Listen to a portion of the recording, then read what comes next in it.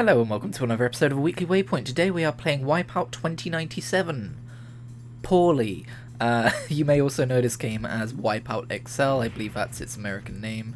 I should probably go and fact check that real quick, but I'm pretty sure it's the same version of the game. It sure is, and while I own this game and played it as a kid, I never played a huge amount of it, so I've never been very good at it. This game is absolutely brutal, by the way. But yeah, today's edition of a Weekly Waypoint is swelteringly hot. Well, the episode itself isn't, but the guy recording it is. I mean, not in terms of good looks, it's, oh god. It is currently 25 degrees Celsius, and that's hotter than us Brits can really, well, I'd say that's on the upper range of what us Brits can tend to expect from our summers, so we don't manage well during our usual 1 week of hot weather. Point being, if I sound a little bit under-enthusiastic today, that might be why. Also, I've realised I live streamed yesterday and the day before that, and I may have cannibalised some of the things I was going to say in a Weekly Waypoint, but I guess I'll repeat some of those topics. So if you do happen to watch those live streams, which chances are you probably didn't, but if you do, I apologise for repeating topics. This week, I've been getting the most out of my Marvel Unlimited subscription, because you may recall a few months ago, I probably mentioned on this show that I was getting back into it, and then I promptly didn't get back into it. Well, the good news is I remembered I have that subscription and probably shouldn't be letting it go to waste, so I have resumed where I left off reading Amazing Spider-Man Volume 1, so like, we're talking Silver Age comics era here. I was reading through that a couple of years ago, or maybe further along ago than that, maybe like 2017, but I figured out pretty much where I left off and I've been reading from around there. It's around issue 120 to 150 is kind of like I'm rereading those 30 comics and then I'll be in brand new territory. I mean, I do have a... Okay, so actually that's something worth talking about. Something I've started doing now when I do live streams is typically I will clip out highlights, like usually 1 or 2 per stream, of something funny that happened or whatever. But what I'm starting to do now is if I spend like a decent amount of time talking about a particular topic on stream, I will highlight that out and upload it onto my VOD channel as a segment. So if you want to hear in a little bit more detail about all of this comic stuff, so I'm not repeating myself, then you can go over to my Kritigri live channel, which you can find in my header banner in the YouTube channel, and that's where I talk more about the Marvel Comics stuff, getting back into Marvel Comics and how that's going for me. But the long and short of it is that I've been reading some Amazing Spider-Man, and because I wanted something more modern, I've also been reading Daredevil. I believe it's the start of a new volume because I started with an issue 1 around 1999 with a, I believe, 7-issue part series called The Guardian Devil, and that was really fucking good. Go read Guardian Devil, it's great.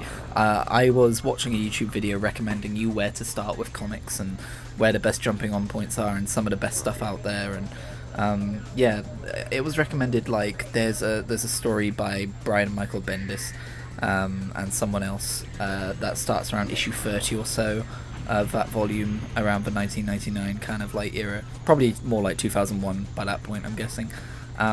But instead of starting like randomly in the middle, I decided let's just start with issue 1 of that volume, and I'm really glad I did. It's been really good so far. As far as Daredevil goes, I would say it's a great jumping on point for people who have watched the show. Obviously it's not going to be the same continuity, but it kind of shakes out to pretty much start in a similar place to where season 3 leaves off. Not completely, but similar. Like, you won't feel lost 95% of the time. There's the odd allusion to something that happened in the past, but it doesn't feel like it takes you out of a story like I would arguably say it does in Spider-Man Volume 5, which is the fresh start stuff, which claims to be a fresh start and then just loses itself and giving you exposition about the past the entire time. I'm kind of debating on with myself, like, do I make content about, like, do I do a thoughts on The Guardian Devil? But given that it was like a 7-issue run, it would only take me like a day or 2 to read 7 issues, right? So I don't really want to be uploading a thoughts on like a particular comic run every single time, especially since I don't think those videos would exceed more than 5 minutes. So my loose plan, which I've probably already done by the time you've seen this, is to just make a Twitter thread about it, like maybe do a spoiler like thing in a notes screenshot and then hide it as sensitive image or whatever. That's probably how I'm going to do that. So keep an eye on my Twitter for more reactions to comic runs. If you don't know what my Twitter is, you'll never guess what my Twitter username is. It's Kritigri. Go follow Kritigri. But yeah, the long and short of it is I'm getting back into reading comics in the Marvel Comics app. I'm really enjoying what I'm reading so far. I kind of went with the Daredevil stuff because as much as I'm enjoying the Amazing Spider-Man Silver Age stuff and trying to be completionist about Spider-Man specifically, not all Marvel Comics because that is a ridiculous undertaking that would take literally over a decade. I saw somewhere on a subreddit where someone was like, I'm going to read every single Marvel comic in order, starting with issue 1 in 1941 or whatever it was. And someone was like, okay, well you need to read 7 issues a day for 15 years to catch up, so good luck with that. I'm not doing that. I'm just trying to do that for Spider-Man, which will probably still take at least a year or two. Side note, have you noticed how I constantly do this to myself with long content consuming projects? Anyway, to get back to what I was trying to say, I wanted alongside that to read something more modern, because while Silver Age stuff is really interesting, because it's like a sign of a time it was written in and stuff like that, it can also get very filler heavy, and it can bog you down after a while. So I just wanted to read something more modern as well, and I know it's 1999, but it follows the kind of modern way that comics are done these days. So that Daredevil comic, very good, highly recommend. Who knows, if I keep this up, maybe we'll have a This Week in What I Read in Comics section to these weekly Waypoint videos alongside the usual gaming stuff. That might break things up a bit, eh? One last thing about comics before we go. DC Universe Infinite finally fucking launched in the UK. And this will kind of, like, you'll be like, well yeah, Christian, that happened in April. I guess I don't follow anyone who covers comics because I would have known that. But I've basically been checking in every few months since it came out in America like years ago. And I actually checked in April, which is kind of annoying, but I think I checked in April, saw that it still wasn't here, and then resubbed to Marvel Unlimited. When it comes to comics, I really like both DC and Marvel, but if I'm honest, I think I have a slight leaning towards being really interested in DC Comics, if only because they haven't done really well with films. And I have read some of their comics and I know that I really like them, so while I really like both, I've kind of been served well by films with Marvel, whereas DC I'm a little bit more starved for content. And also I really like everything I've read of the New 52, which isn't everything by far. I've read a lot of Batman stuff and a few things of Action Man, a few things of Superman.